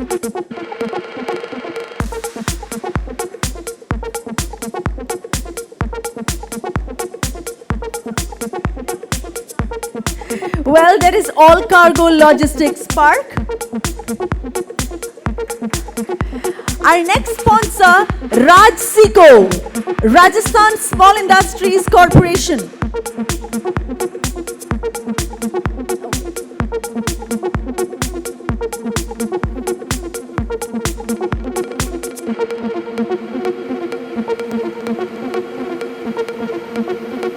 Congratulations, sir, and thank you so much for all your support.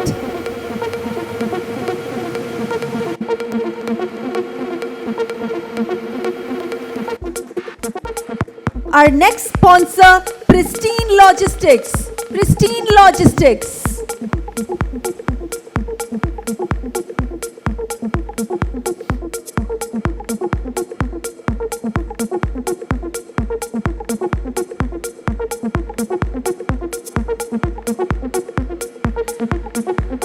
Ladies and gentlemen, that's Pristine Logistics. Thank you so much for all your support, sir. And now may I request a representative from Hind Terminals. Hind Terminals to kindly come forward. There he is.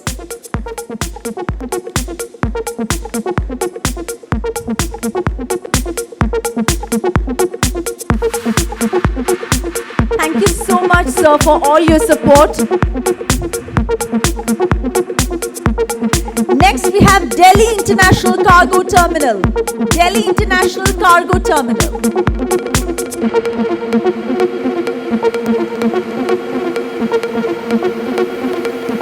Thank you so much, ma'am.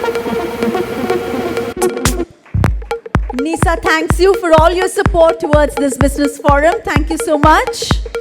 Our next sponsor, Odex India Solutions Private Limited. Odex India Solutions Private Limited.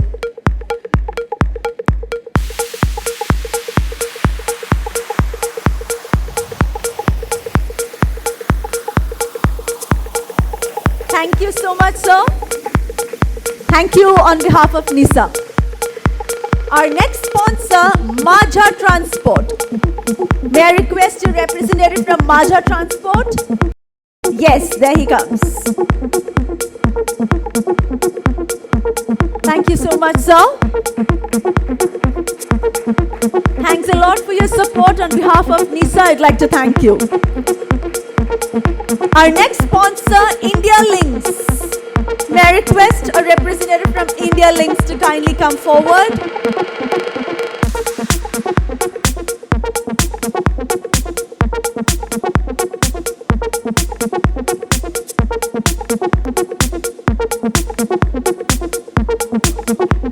Thank you so much, sir. Thank you so much, gentlemen, for all your support towards NISA. Thank you. Our next sponsor, Distribution Logistics Infrastructure. Distribution Logistics Infrastructure.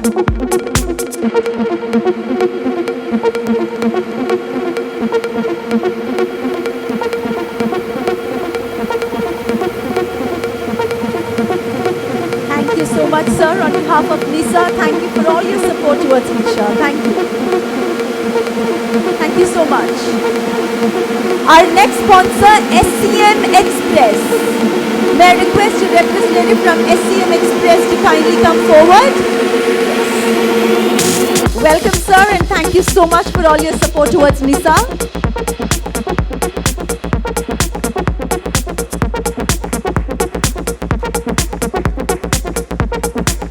Ladies and gentlemen, that's SCM Express on stage. Thank you so much.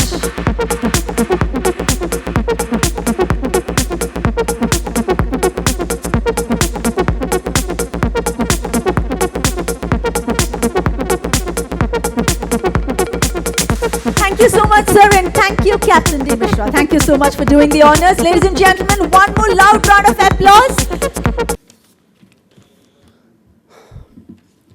Distinguished speakers, panelists, moderators, and our most valued invited guests, ladies and gentlemen. Good evening.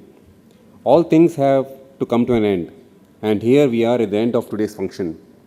I have been assigned the task of giving the vote of thanks. Let me begin by wishing all of you a very fruitful and glorious financial year 22-23. I, on behalf of Northern India Steamer Agents Association and the entire shipping fraternity, thank one and all present here. It was a wonderful day indeed. We shall cherish the memory of this event for a long time to come and will help us in taking forward the cause of this industry with greater enthusiasm and fervor. I would like to take this opportunity to thank all the distinguished guests present in this gathering for their support to NISA. It is indeed a matter of pride and privilege to have you here. I thank the panelists and speakers for the wonderful discussions that has paved way for NISA to take forward the various issues faced by our fraternity. We thank you for being with us this evening. It's been of great pleasure. I also thank Mr. Sachin Banushali and Ms. Poroma Munshi Rebelo for the brilliant moderation during the discussions. Recommendations of each session is well noted, and same will be taken up with the related ministries and departments and endeavor to resolve the same for the benefit of the trade.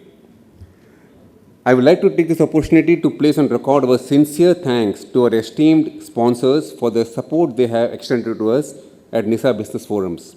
We will not have been able to organize such an event without their support. Finally, I also extend my thanks to Mr. Sudhir Nambiar of India Sea Trade and his vibrant team for the perfect logistic support, guidance, enormous cooperation extended for this event. Last but not the least, I extend my heartfelt thanks to all the members of NISA for their valuable support all through these years. Well, ladies and gentlemen, an event like this cannot happen overnight. The wheels started rolling many weeks ago. It requires planning and a bird's eye for minute details. We have been fortunate enough to be backed by a team of very motivated and dedicated colleagues who have given full commitment beyond their comfort zones to the task of making this business forum a huge success. With these few lines, I sign off for the day and declare the bar open. Sayonara. Wish you a safe drive back home.